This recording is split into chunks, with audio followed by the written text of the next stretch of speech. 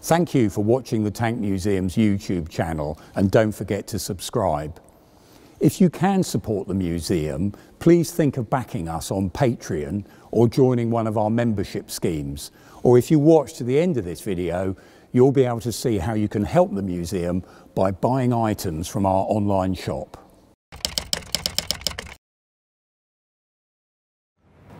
Now this is an M4A1, and I know we've looked at an M4A1 before, God knows how long ago in the series, but this is a different one, and therefore we're treating it as a completely different tank, which is quite correct.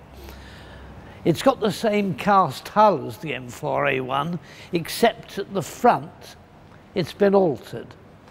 And what they've done is thickened up the armour a bit, because this is a much later model from the summer of 1944. They've thickened up the frontal armour. The rest of the armour's about the same. They've put in a slightly different version of the engine. It's still the 9-cylinder air-cooled radial Continental engine that was in the original M4A1, but this one's got a little bit more power. It drives down to the 5-speed gearbox in the front, to front drive sprockets. And in other words, it's more or less the same. The suspension is the same vertical volute suspension as invented by Harry Knox and patented when he was working at Rock Island Arsenal. It's been modified a bit, but it's still the same as the suspension on the first M4A1 we saw. So that's really what the difference is mechanically between the two, and it's not a great deal. This one has the cast front, which you can see here, and you can see the cast hull above it. The M4A1 is the only version of the Sherman with a cast hull fitted, and the real thing that singles this tank out from the earlier one is the turret and the gun.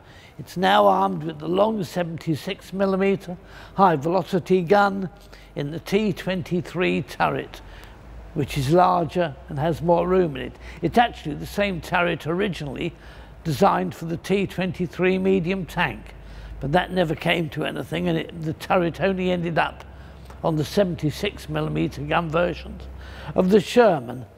Now the 76 was a good gun, no two ways about it. It had a much higher velocity than the 75, it had a longer barrel, it was more of a tank killer. Now to be honest, it wasn't quite as good as the 17-pounder, which was more or less the same caliber, 76.2mm. But the British gun was a better gun, except in the matter of accuracy.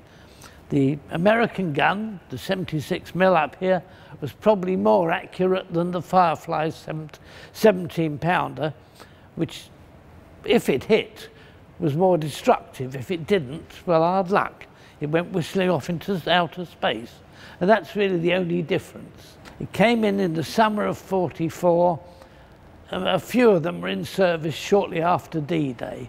But as I said before, it's the only type that was ever used by the British Army with the 76mm gun.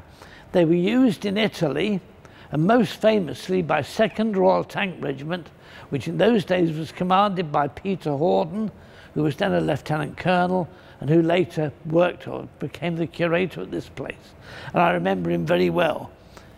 He commanded the regiment in Italy, and they had one troop of these 76mm gun tanks known as the Snake Troop, because each tank was named after a snake beginning with A. There was Asp, there was Adder, and there was Anaconda. And they were quite a famous trio that were used in some of the operations in later fighting up through Italy. And with the 76mm gun, you gave the tank a bit of a punch, so it made quite a difference. It's really the same gun, the 76mm, as fitted in the Sherman tank known as Fury, which was used in the movie. And that's got a 76mm gun as well. We'll look at that later, but it's the same sort of gun, same weapon and everything else, but in a slightly earlier mode in this version. It still has a crew of 5, that's 3 in the turret, 2 men in the front, a driver over here and a lap gunner here with a 30 caliber Browning, with the cradle in the front for the gun, which you don't find on the 75mm, they don't need them. It's got a coaxial Browning next to the main gun up the top there, and then a 50 caliber on the turret roof for the tank commander, which the Americans liked and for some reason the British didn't. The British thought the idea was if you saw an aeroplane, the best answer was to get inside the tank and shut the hatch and wait till the plane flew away. The Americans stayed outside the turret and fired at it in the hope of bringing it down. That was just one difference between the two, just a different attitude to the same thing, I suppose. Otherwise, essentially the same as the old M4A1 we looked at earlier. It's built in the same factory by the same people, really, but it's modernised, that's what it amounts to, and it really is quite a different vehicle from that point of view. So there we have it, the M4A1 76mm Sherman. If you like Sherman tanks, you really need to visit our online shop. We've got a range of products there, from plastic model kits. We've got all the stuff you're going to need to put them together. We've got models like the Kobe ones, which are basically brick built to assemble. We've got wonderful things like our 75mm inflatable Sherman shell, and lots of books, including here our Haynes manual on the Sherman.